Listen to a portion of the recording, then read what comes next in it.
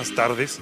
Debo empezar comentándoles que la secretaria Robles tenía todo listo para participar a las 12, pero ya a esta hora ya no pudo asistir porque ya tenía en su agenda para la 1 de la tarde otro compromiso. Pero me encargó a mí, que me sacó de una reunión y me dijo que me viniera, que yo estuviera en contacto con ustedes, porque nos parece de verdad muy importante la exposición que podamos hacerles en este momento. Por motivos de tiempo, me piden que seamos muy concretos y más o menos rápido, de manera que en las dos primeras láminas expondré los puntos fundamentales y me iré más rápido en la relación de datos que queríamos compartirles a ustedes. Ahora sí, ¿me dicen? Va. Dos puntos son fundamentales. Por un lado, señalarles que el tema de la reactivación del sector inmobiliario fue un punto central desde el inicio de gobierno. Se tiene muy claro la importancia que significa este sector, tanto para la economía nacional como para la cohesión social del país. O sea, ustedes, el sector de la construcción, el sector de vivienda, resuelven dos problemas fundamentales de la nación. Por un lado, la activación económica y por otro lado, la necesidad básica de la vivienda. Por eso fue apuntado como un tema central. Y se construyó una estrategia especial para ello. En este sector no se continuó inercialmente con lo que se venía haciendo, sino se tuvo claro que había que construir una nueva política nacional de vivienda. Con ese fraseo, dicho de esa forma, se expuso desde el inicio a todos los funcionarios que teníamos que construirlo. ¿Cuáles eran los puntos fundamentales? Primero, una mejor coordinación interinstitucional. Quería decir que había que armonizar a todas las instancias del gobierno que participamos, de todos los órdenes de gobierno, o sea, desde los órdenes municipales, los estatales, los federales, para tener mejores resultados, para que no hubiera desorden. Nosotros lo comentamos así, parecía que esta orquesta no tocaba la misma canción y había que buscar que sí tuviéramos la coordinación necesaria. El segundo punto es fijarnos como objetivo establecer desarrollos urbanos sustentables e inteligentes. ¿Qué quiere decir esto? Uno, por ejemplo, que los desarrollos urbanos no estuvieran alejados de las fuentes de empleo. Eso es un punto fundamental, porque si no, el resultado es tener muchas viviendas vacías por no ser operativas en este factor. Un segundo, entonces, también la movilidad, que los desarrollos urbanos que se fueran creando favorecieran el transporte, los viajes a la escuela, los viajes al trabajo, los viajes a los centros de esparcimiento, de manera que hubiera un diseño que los favoreciera. La densificación, que no tuviéramos tantos espacios en las ciudades que estuvieran vacíos, que no tuviéramos zonas como por ejemplo los centros históricos donde prácticamente estuvieran abandonados. Entonces, una línea importante para tener estos desarrollos urbanos sustentables e inteligentes es tener una densificación, una cantidad de uso de nuestro territorio en forma adecuada, evitando sobre todo esos grandes espacios vacíos e inútiles que constituyen un problema urbano. También desarrollos urbanos que favorecieran la convivencia social, con espacios suficientes para este diálogo, ¿no?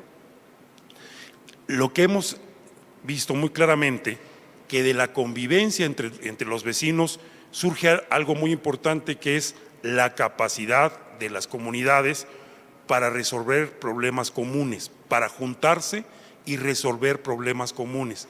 Entonces, el espacio público no solamente es un espacio de esparcimiento, los espacios públicos son espacios donde nos conocemos, donde platicamos, donde nos ponemos afortunadamente de acuerdo para resolver problemas que tengamos comunes. Y también la sustentabilidad y la inteligencia de los desarrollos urbanos tienen que ver con diseños que favorezcan la seguridad. Todos sabemos que ese es un problema que suelen tener los espacios de las áreas urbanas y los asentamientos humanos. Bueno, una característica entonces de estos desarrollos urbanos inteligentes que nos propusimos también fue que tuvieran un diseño, una práctica, un mantenimiento que permitiera la seguridad. El tercer punto de esta nueva política es la reducción del rezago de vivienda, que es uno de los factores fundamentales y nos los propusimos como tal. Y el cuarto, procurar que las familias que ya tenían vivienda pudieran dignificarlas en ellos. ¿Cuál era el problema ahí? Durante un lapso importante se construyeron 1 millón de viviendas con una sola recámara, que implicaba que automáticamente las familias que habitaban esas viviendas ya estaban en hacinamiento. Más o menos el promedio que se plantea el INEGI y los organismos evaluadores son cuando hay más de 2.5 personas por cuarto, sin contar la cocina y el baño, se encuentra la familia en hacinamiento. Todas estas viviendas que durante prácticamente 12 años se construyeron con una sola recámara, condenaban a estas familias a vivir en hacinamiento. Entonces, el cuarto rubro de la nueva política de vivienda de esta administración es dignificar esas viviendas, por ejemplo. Entonces, abatir el hacinamiento, abatir las viviendas que tienen piso de tierra, que tienen muros o techos de material perecedero. ¿Avanzamos? ¿Puedo hacerlo aquí? Ahí está, bien. ¿Qué implicó realizar toda esta transformación interinstitucional? Lo ven ustedes en la lámina. Antes solamente había una visión desde el creador de la vivienda. Ahora era importante cambiarlo para decirle también todas estas necesidades que les aplicaba de convivencia, de seguridad, de transporte, de movilidad, también tuviera un diálogo con el que está ofertando la vivienda para que también se considerara la construcción en la lógica de la demanda. ¿Qué sucedía también? Una gran dispersión y baja densidad. O sea, se empezaron a desarrollar muchos desarrollos urbanos en las afueras de las ciudades, donde la tierra era muy barata, pero que implicaba que no tuviéramos la densificación necesaria que hace un rato les platicaba. Ahora entonces se trazó unas zonas que le llamamos de contención urbana, que la idea es precisamente eso, de ir fortaleciendo la densidad y el mejor uso del territorio. O sea, dejamos de tener entonces una construcción de desarrollos urbanos a partir de los precios de la tierra a una construcción con una lógica de ir usando mejor el territorio, ¿no? El tercero es una gran construcción en zonas de riesgo. Ustedes pudieron haber registrado cuando hubo hace 3 años un gran ciclón que afectó el estado de Guerrero, cómo la cantidad de viviendas que fueron afectadas en Acapulco, por ejemplo, fueron de más de 2,000. ¿Por qué? Porque se había construido en muchas zonas de riesgo. Ahora, a partir de eso, se estableció una ley y se estableció una sanción. Cuando haya un tema de este tipo, donde hay muchas viviendas afectadas, significa que hubo autorizaciones por funcionarios municipales, estatales o federales que deben ser sancionados. Hoy sí, con la nueva ley, no se permite y se castiga que un funcionario dé un permiso para que zonas de riesgo sean habitadas y por lo tanto salgan afectados eso. Y son castigos que van desde sanciones económicas hasta la cárcel. Esto entonces es importante. La tendencia de estas construcciones, de estos desarrollos urbanos, era sobre todo a los sectores de ingresos medios. Y estábamos dejando de lado los sectores de ingresos más bajos. Curiosamente, y ese es un tema que podríamos ir platicando más, se estaba abandonando el sector de la base de la pirámide social, que en términos de cantidad son muchísimos más y es un mercado que no se ha podido ir consolidando. Y les doy un ejemplo. De las 8 millones de viviendas que estimamos son todavía necesarias en construir y de mejorar, este sector de la base social, de la pirámide social, de los menores ingresos, son 6 millones de ellos. ¿Qué queremos decir? Que hoy hay 6 millones de familias con ingresos menores a 4 salarios mínimos que están construyendo su casa y que son los que van y compran un bulto de cemento esta semana, a la otra semana compran un carro de grava y van paulatinamente a lo largo del año construyendo un cuartito, a lo largo del año lo pintan, pero que en cantidad diríamos, por dar este ejemplo, que compran 6 millones de bultos de cemento semanales, que en conjunto significan una gran oportunidad también económica y comercial.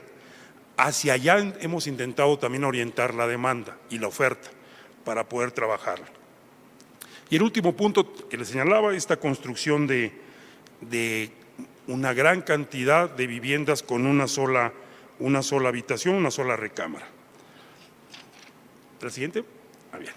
Déjenme entonces irles dando datos de cómo vamos, qué hemos conseguido, qué nos hace falta, lo tenemos muy claro. Si ahorita me dicen ustedes, viene a pintarnos el paraíso, le diríamos no, tenemos muy claro que es un proceso que para cambiar varias de estas dinámicas significarán muchos años de trabajo y que tenemos que esforzarnos bastantes. Seré, como les platicaba al inicio, más rápido al mencionar los datos, pero sí es muy importante.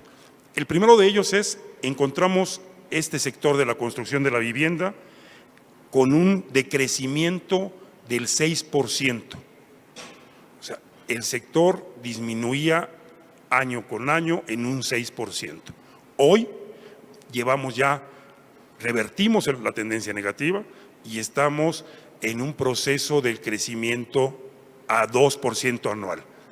¿Cuál debe ser el óptimo? Un crecimiento del 7%, por las necesidades de crecimiento de la población como la tendencia de la economía nacional. Bueno, vamos ahorita en el 2 y estamos trabajando. Este sector hoy representa el 14% del PIB. O sea, de lo que trabajamos todos en un año, podría decirles, de cada 6 pesos que se generan en la economía mexicana, 1 proviene de este sector, de la construcción de la vivienda. Y la inversión bruta ha estado creciendo en casi un 1%. Avanzamos. La inversión residencial también logró un 4.8% de crecimiento, que es importante, y la colocación otorgada por el mercado tradicional ya es de un monto de casi 39,000 millones de pesos. ¿Avanzamos? Hay una mayor competencia bancaria, ustedes lo conocen mucho mejor que yo, y la banca comercial lleva también una tendencia de crecimiento de casi 8 puntos con respecto a la colocación de sus créditos, que es un elemento fundamental para haber revertido la tendencia de decrecimiento. ¿Avanzamos? Esto de el monto promedio del crédito anual también se ha elevado casi un 29%, que es muy importante. O sea, se ha crecido en colocación y también se ha estado creciendo en el monto total, ¿no? Y la tasa de crédito hipotecario promedio logró bajar a 271 puntos base. que es un elemento fundamental para este tema de la contratación. ¿Qué datos relevantes más les puedo dar con respecto a la reactivación? El inventario de la vivienda también, al mes de abril del 2016, que es el último dato que tenemos, también creció en 4.4% el inventario de la vivienda. Y el sector vivienda genera casi 3 millones de empleos en 78 ramas económicas que lo componen. 3 millones de empleos. Y ese sector que ha ido generando más de esos. En el arranque de este año, hemos tenido un decrecimiento que nos está preocupando, pero que vamos a trabajar para ver cuáles son los factores. Queremos identificar claramente si este decrecimiento del mes de enero significa que está vinculado a la estimación que pueden hacer los agentes económicos de la elevación del precio del dólar, ¿no? Ese es un probable punto. Si es ese, ustedes hoy han visto cómo ese fenómeno de la devaluación que nos iba a llevar a 70 pesos por dólar en mayo no se ha dado, y entonces espero que los agentes económicos digan, bueno, no se dio, de manera que entonces la generación de empleo pueda seguirse dando. Pero sí estamos, les insisto, atentos a esa situación que pareció darse. Avanzamos. Para eso entonces como esquema de reactivación se han otorgado 680,000 subsidios que al conjunto de las familias identificamos con casi 3 millones de familias beneficiadas con este subsidio. O sea, ¿cómo opera? Una parte del pago que hacen las personas para obtener su casa lo aporta el gobierno. ¿Cuántos de estos subsidios hemos dado? Han sido 680,000. Ahí no hemos tenido una estrategia de comunicación muy eficiente, porque en general estas personas no saben que ha sido el gobierno el que ha aportado una parte del costo. Nosotros se lo damos directamente al constructor vía la CONAVI y vía el banco, son los que se enteran, pero ahí tendríamos que haber estado ya haciendo más difusión, porque las 680,000 familias no están muy enteradas de ello. La CONAVI entonces ha ejercido, como ustedes lo ven, 3,674 millones de pesos en este esquema de apoyo. Y además de ello, se han ido construyendo nuevas casas, tanto por parte de Infonavit como por parte de los organismos como SEDATU o como FONAPO. Ahora sí ya coordinados. Antes FONAPO, por ejemplo, pertenecía a Sedesol, el área de vivienda pertenecía a otra esfera. Hoy todos estamos agrupados y todos dialogamos ya dónde tenemos que construir, qué tenemos que construir, e incluso de pronto colaboramos. Antier anunció la secretaria cómo CONAVI y el Infonavit ya comparten un flujo de crédito que permite aumentarlo. Con Foviste igual estamos teniendo el mismo esquema, como lo señalaba al inicio, ya en un esquema coordinado en SEDATU. Ese es un punto favorable. Y les doy los datos que ustedes pueden ver en 1,720,000 viviendas nuevas entregadas, 9 millones de créditos dados por el Infonavit, más de 10 millones de subsidios otorgados, y lo que significa que el 36% de las familias beneficiarias de vivienda han contado con un subsidio del Gobierno de la República, ¿no? O sea, el 36% de cómo vamos adelantados. ¿Avanzamos? Estos datos de 1,400 desarrolladores de vivienda, yo creo que ustedes lo tienen más claro. Solamente ahí significaría, nos estamos enfocando en mujeres, en jóvenes, en personas con alguna discapacidad, y en el caso de mujeres, mujeres que han sufrido algún problema de violencia intrafamiliar. Esos son los sectores en los que nos hemos ido concentrando, asumiendo que lo debíamos ir trabajando de una manera especial. ¿Avanzamos? Entonces, ¿qué criterios tenemos? Viviendas de 48 metros cuadrados como mínimo. Mínimo 2 habitaciones, que estén los servicios básicos, que cuenten con transporte y que no rebasen los perímetros de contención urbanos, que no se construya más allá de donde sabemos no es factible ni la dotación de servicios ni la aportación de cualquier otro tipo de infraestructura. Y en especial estamos haciendo el trabajo de un cuarto más con el objeto de abatir el hacinamiento. La secretaria Robles se los hubiera dicho mejor, porque ella lo dice bien, dice: las mujeres vivimos la ciudad de una manera distinta.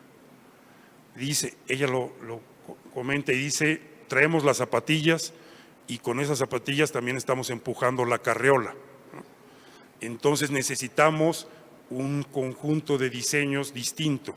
Y en el caso de la habitación, con el hacinamiento, déjenme darles un dato complicado socialmente. En México, 60,000 niñas son embarazadas cada año. Niñas entre 10 y 14 años. Ese no es un caso de falta de información sobre anticonceptivos y eso. Ese es un caso de abuso. El 70% de los casos de abuso son de familiares. El 70% de los casos de abuso se presentan en la propia casa. Entonces el tema del cuarto más, y por eso luego le hemos llamado, le decimos cuarto rosa, significa romper la inercia del hacinamiento que posibilita los casos de abusos. Por eso entonces en esa parte nos importó mucho y nos estamos concentrando en ello. 668,000 mujeres cuentan con estas viviendas nuevas y 422,000 de ellas han tenido un esquema de crédito. Avanzamos, saltémonos esa para que tener… Y estos son los datos, les insisto, para darles una referencia de lo complicado que es el tema todavía por abatir. Con datos de 2014, 14 millones de mexicanos, casi 15, tienen un problema de la calidad o del espacio de su vivienda. 7 de cada 10 viven en viviendas que tienen hacinamiento. Ese es el que entendemos en el gobierno del presidente Peña, un esquema que tenemos que colaborar entre la empresa privada y el gobierno. La cantidad, por ejemplo, que se necesitan de cuartos adicionales es enorme, es de más de 2 millones. Ese puede ser un esquema que podemos ir viendo, es una oportunidad de negocio, es una posibilidad de desarrollo económico y es una necesidad social, y una necesidad importante. Pensamos que es una interacción en la que debemos seguir avanzando para ir fomentándolo. ¿Qué resultados hemos tenido ahorita en la estrategia de un cuarto más? Hasta ahorita llevamos construidos 287,282. Sobre todo ahorita nos hemos orientado en los casos de mujeres ya con problemas de violencia intrafamiliar, ya con denuncias. También hemos ido orientando los casos hacia de regularización de la tenencia de la vivienda, hacia que sea la mujer la propietaria de la vivienda, con esa intención de que sea favorecida la estabilidad de la propia familia. En el caso, avanzamos al caso de jóvenes, esos son los datos que les decía, 596,000 viviendas han sido también para jóvenes. Avanzamos, adultos mayores, se han otorgado 17,000 subsidios para este caso, y en personas con discapacidad se han otorgado menos, alrededor de 1,000 de ellos. Y un punto más, bueno, también de grupos indígenas, que han sido 177,000 subsidios. Vamos al siguiente. Y un punto importante ha sido este esquema para atender a los mexicanos que ahorita son migrantes en Estados Unidos. Hemos definido, y es también una gran oportunidad, les insisto, tanto de desarrollo económico como de negocio, como un problema social que hay que resolver. En los 16 consulados hemos estado trabajando y hemos empezado con 5,000 migrantes de ellos, con la idea de que el ahorro que tienen, ellos lo inviertan en una propiedad acá en México. En el diálogo que hemos sostenido con ellos, nos presentan una paradoja. Ellos van a Estados Unidos a trabajar y envían el dinero a su familia que está en México. La inversión que hace la familia en México no siempre es productiva. Déjenme decirlos en una forma muy gráfica, pero que no es generalizable. Pero alguno de ellos me comentaba y me decía, yo cuando regreso a Guanajuato, me encuentro con que mis primos se compraron tenis, se compraron una pantalla, se compraron una consola y hicieron un viaje a Acapulco, y cuando regreso les digo, pues la casa está igual. Sí ve el que está allá la necesidad de invertir más en infraestructura. Entonces, este programa lo hemos abierto, les damos un subsidio nosotros de 25,000 pesos, lo que les pedimos es, tú enlázate con una empresa que te construya tu casa o con el banco y nosotros te damos 25,000 pesos. O sea, cuando ya nos digas, ya acordé y mi casa voy a invertir en un cuarto, voy a invertir en una sala que me cuesta 100,000, bueno, nosotros te damos 25,000 pesos de ellos, para que te animes a hacerlo. Esta es una posibilidad muy importante, más aún ahora que muchos con la situación que vivimos están pensando en que serán obligados a regresar, y regresarán muy probablemente a una vivienda que tiene las mismas características de cuando ellos se fueron. Entonces, esta posibilidad es importante, ya lo hemos ido construyendo, tenemos ahorita un padrón de 5,000 de ellos, pero evidentemente para ser escalable, para atender a los cientos de miles que probablemente se interesen, tendríamos que hacer una vinculación con la empresa privada para que la solución no solamente sea de gobierno, sino sea una solución de mercado, ¿no? Donde a una escala muy grande sea redituable económicamente también. Debo apuntarles que a partir de estas preocupaciones se conformó una nueva Ley General de Asentamientos Urbanos, de ordenamiento territorial y de desarrollo urbano. ¿Qué cosas me importa decirles de la ley? En forma muy rápida, establece 2 puntos importantes. Uno, la transparencia. No más decisiones de gobierno sobre el uso del suelo o sobre el destino que sean desconocidas y que permitan un uso, vamos a decirle así, no tan transparente, y que tampoco les posibilite a quien quiera hacer negocios en ese sentido a operar en la oscuridad y no poder tomar decisiones. Y entonces ahora las decisiones del uso de suelo en cada estado deben tomarse por un consejo donde deben participar las distintas cámaras, y además, como segundo punto, deben ser hechos públicos todos los cambios que se hagan de uso de suelo, de ordenamiento territorial. Entonces, ese es importante. ¿Avanzamos 2?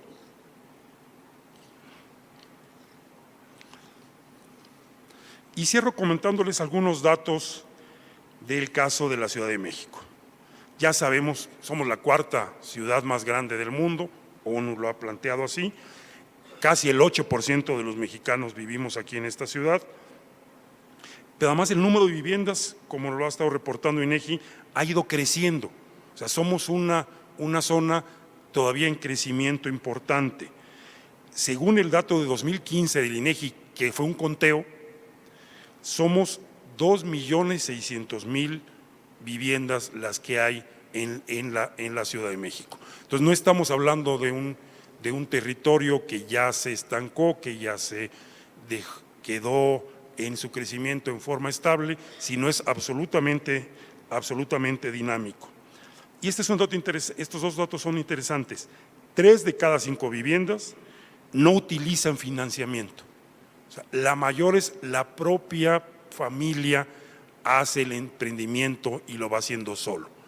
Si pudiéramos apalancar, si pudiéramos financiar, si pudiéramos vincularnos con estas familias, el crecimiento sería mucho más rápido. O sea, habría más obra, habría más oportunidades de vivienda y muchos más flujos comerciales. Y 2 de cada 5 están siendo pagadas, que también, si podemos encontrar formas de colaboración entre el gobierno y la iniciativa privada, podríamos ir avanzando en soluciones de mercado que agilizaran el financiamiento, que agilizaran el pago y el crecimiento, porque también tenemos un reporte de cómo por lo menos el 20% de las familias, cuando terminan de pagar su vivienda, ya están pensando en la posibilidad o de crecer o de adquirir una más. Y eso es un porcentaje importante. Avanzamos. El primer dato lo conocen ustedes mejor, es mucho mejor que yo, pero es interesante la demanda potencial. La demanda potencial que tenemos estimada para la Ciudad de México es de 1.212.000 familias. Si hacemos una colaboración entre mercado y gobierno, podemos encontrar la forma de satisfacer esta demanda y eso implicará un crecimiento económico, unas posibilidades de negocios mucho más amplias, ¿no? Avancemos ya hasta las consideraciones finales, porque me dicen que ya estoy sobre el tiempo.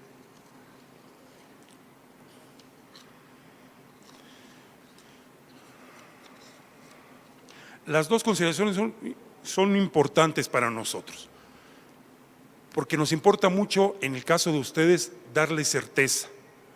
Y darles certeza que para el gobierno y para la sociedad también debería ser, el hacer negocios en materia de vivienda es un factor positivo.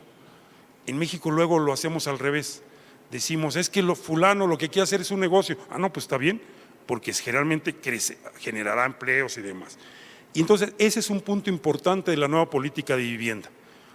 Todas las opciones y propuestas que generen sectores como el de ustedes, que impliquen un negocio y un crecimiento económico, siempre serán bien vistas, porque es uno de los dos objetivos así escritos que tenemos nosotros para que la ciudad sea el potencial que tenemos. La ciudad no es un problema, la ciudad significa una gran oportunidad, primero, de que estamos juntos distintos sectores. Segundo, de que si colaboramos los sectores, esta ciudad será más habitable, más segura, más humana, más equitativa y más desarrollada. Entonces, así como hoy nos obligamos en el gobierno a ya coordinarnos y no trabajar en forma separada, yo creo que tenemos que ir dando pasos a esa cercanía, a que ustedes hagan negocios, a que ustedes mejoren la economía y a que los problemas sociales que tenemos identificados se resuelvan gracias a esa inventiva, a esa audacia y a esa inteligencia y conocimiento que hoy tienen. Muchas gracias.